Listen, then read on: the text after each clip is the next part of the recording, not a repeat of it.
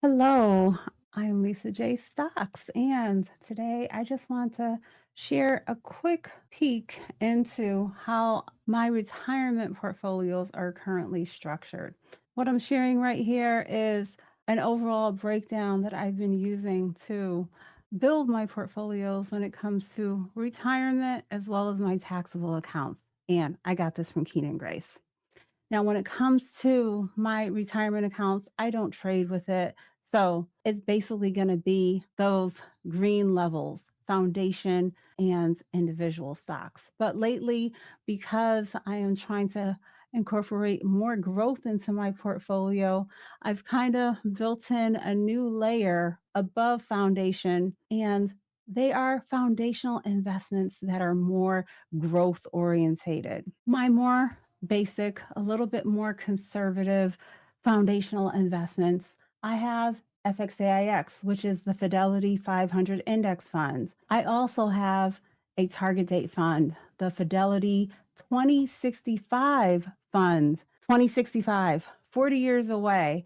And I chose that fund as opposed to a fund that corresponds more closely with my age because I wanted to be a bit more aggressive. That particular fund is about 92% into stocks, which I noted right here, 60.7 domestic and 37.2 foreign stock.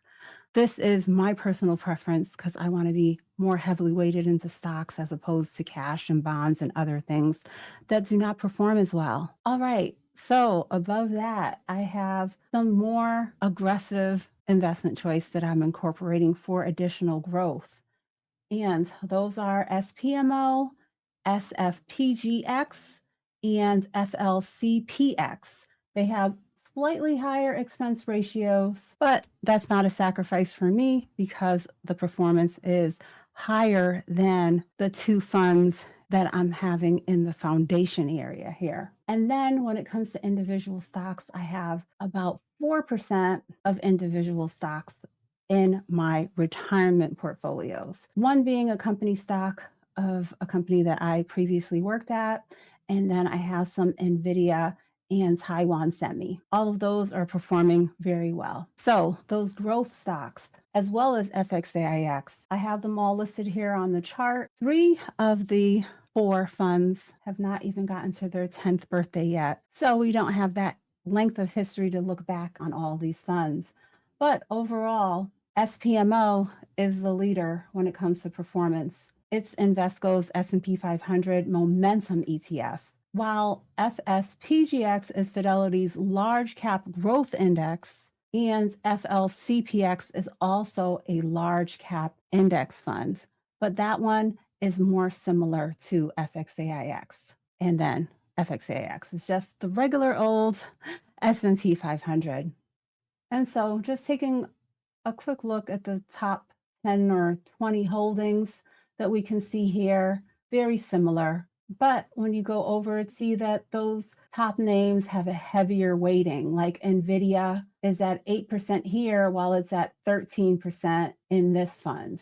Microsoft is at 7% in this fund and nearly 13 in this one. Weighted into those tech funds, but you're going to have a different mix there because this one is focused on the momentum of the particular company. And so you see some different companies much higher up on the list, like Walmart and Visa, Palantir, or even Chase. Looking over to the first three funds that we were looking at, you see Walmart is all the way down here at number 18 with a less than 1% weighting. Over here, Visa, 2% weighting in this fund. All of these funds are structured differently, but I've chosen them to have that additional growth in my portfolio. They are going to be more volatile, and so they are going to remain a lower allocation in my portfolio than my FXAIX. Right now, I'm working on building up my SPMO and SFPGX. And so let me know if you want to see an update in the future once I get those positions a little bit more built up on how they are comparing to FXAIX. So when you guys look at your portfolios, set a standard on what type of performance you're anticipating that you expect to receive when it comes to your investments. And don't forget about those expense ratios. Don't let your money that should be working for you and growing be eaten away by those fees. Taking a look at my 3 more growth focused investments, as well as just that FXAIX, the S&P 500, all 4 of these funds over the last 5 years have over 100% rate of return, with FXAIX being the lowest at 114 and SPMO being the strongest performer that I've chosen for my portfolio at 158%.